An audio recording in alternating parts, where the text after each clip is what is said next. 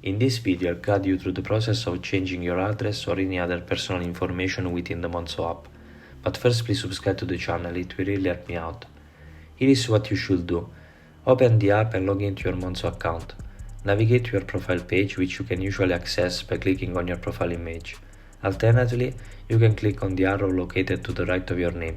Once you are on the profile page, you'll have the option to edit various details, including your phone number and residence.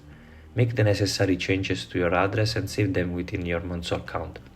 In case you can't update your address through the mobile app, here is an alternative method. Visit the Monzo website at monzo.com.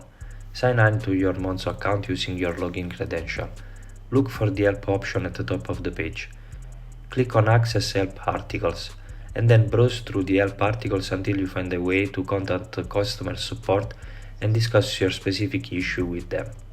They will assist you in updating your address. And there we have it. If you find this tutorial helpful, please consider leaving a like and subscribe to the channel.